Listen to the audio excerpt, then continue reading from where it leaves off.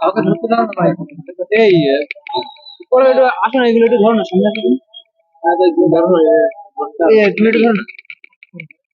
একেবারে আমডাঙ্গা থানায় ঘেঁটে দিচ্ছে। দেখুন, দাবি নয়, দাবি তো নয়। আজকে আমডাঙ্গা থানায় এসেছিলাম এই কারণেই যে বিজেপির বিধায়ক, আপনারা জানেন, অসীম সরকার, তিনি মুসলিম ধর্মগ্রন্থ সম্পর্কে যে কুরুচিকর মন্তব্য করেছেন, যে মন্তব্যে সারা বাংলা একটা সাম্প্রদায়িক সম্প্রীতি বিনষ্ট হতে চলেছে। এবং বিশেষ করে যেহেতু আমডাঙ্গার পাশের বিধানসভা হরিণঘাটার তিনি বিধায়ক, স্বাভাবিকভাবেই আমডাঙ্গার একটা সংস্কৃতি আছে। আমডাঙ্গার হিন্দু, মুসলমান, আদিবাসী, দলিত, মতুয়া আমরা সব একসাথে বসবাস করি। এবং যেভাবে বিজেপি বিধায়ক তিনি সাম্প্রদায়িক সম্প্রীতি বিনষ্ট করতে চাইছেন, এবং আমরা দেখতে পাচ্ছি এই রাজ্যের অভিভাবিকা, এই রাজ্যের পুলিশ মন্ত্রী মমতা বন্দ্যোপাধ্যায়, তিনি কোনো রকম স্টেপ নিচ্ছে না।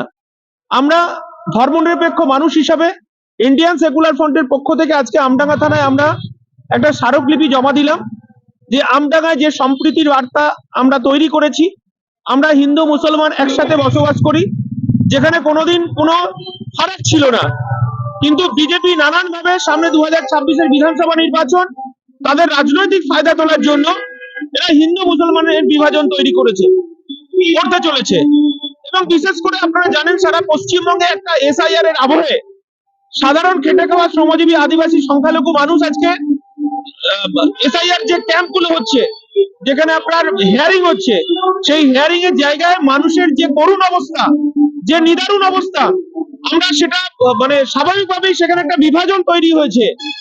যে একটা আগে আমরা বলতাম লুটে খাওয়া আর খেটে খাওয়া মানুষের লড়াই, আজকে যে মানুষগুলো আজকে স্বাধীনতার পর থেকে তারা এই বাংলার লড়াই করেছে, তিলে তিলে এই সমাজটাকে গড়ে তুলেছে, সেই সমস্ত বৃদ্ধ মানুষ, অসহায় মানুষ যারা দীর্ঘদিনের এখানকার বাসিন্দা, হয়তো তার দলিল নেই, হয়তো তার পর্চা নেই, কিন্তু তার ভোটার কার্ড আছে, তার রেশন কার্ড আছে, তার আধার কার্ড আছে, এবং তার জমির পর্চা দলিল সবই আছে, তারপরেও দেখলাম যে নিদারুণ কষ্টে বয়স্ক বৃদ্ধ মানুষগুলো এসআইআর এর যে হিয়ারিং ক্যাম্পে দাঁড়িয়ে আছে, আমাদের লজ্জায় মাথা হেট হয়ে যাচ্ছে।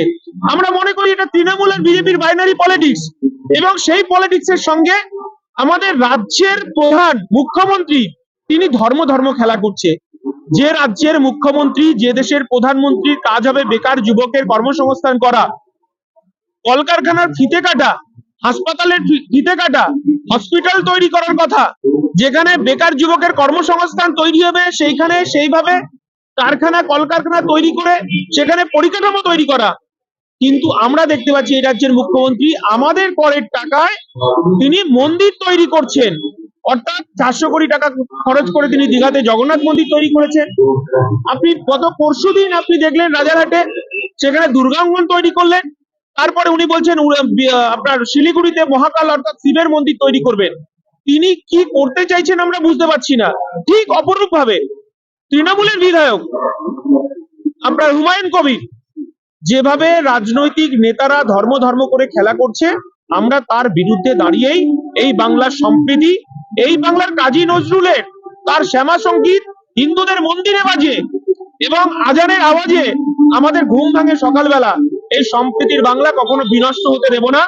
আমরা আজকে থানায় যে স্মারকলিপি জমা দিলাম, সম্প্রীতি যাতে বিনষ্ট না হয়, আইসি শুনেছেন এবং আইসি আমাদের পরামর্শ দিয়েছেন, আমাদেরকে সজাগ থাকতে বলেছেন। এলাকায় সম্প্রীতির বাতাবরণ যাতে নষ্ট হয়, যে কোনো সমস্যা হলে সঙ্গে সঙ্গে পুলিশ প্রশাসনের কাছে খবর দেওয়ার কথা বলেছেন, এবং মন্দির এবং মসজিদে তিনি সিসি ক্যামেরা লাগানোর কথা বলেছেন। কারণ সামনে 2026-এর বিধানসভা নির্বাচন, এই তৃণমূল আর বিজেপির হিন্দু মুসলমানের পলিটিক্সে সাধারণ মানুষ জাতাকলের মধ্যে পড়ছে। আমরা এই বিভাজন যে কোনো মূল্যে আমার দলের চেয়ারম্যান নওশাদ সিদ্দিকীর নেতৃত্বে এই সম্প্রীতি বজায় রাখার জন্য আমরা হিন্দু মুসলমানের ঐক্য, মতুয়া নমশূদ্রের ঐক্য, আদিবাসী দলিতের ঐক্য আমরা বজায় রাখবো। আমরা স্বাভাবিকভাবে এই বাংলায় যাতে বিজেপি এবং তৃণমূল যেভাবে হিন্দু মুসলমানের ভাগাভাগি তৈরি করেছে, এবং এই রাজ্যের পুলিশ মন্ত্রী মমতা বন্দ্যোপাধ্যায় যেভাবে শুভেন্দু অধিকারী, অর্জুন সিং এবং অসীম সরকারকে প্রশ্রয় দিয়ে রেখেছেন, আমরা আশঙ্কিত যে কোনো মুহূর্তে এই বাংলায় আবার কোনো সাম্প্রদায়িক দাঙ্গা লেগে যেতে পারে।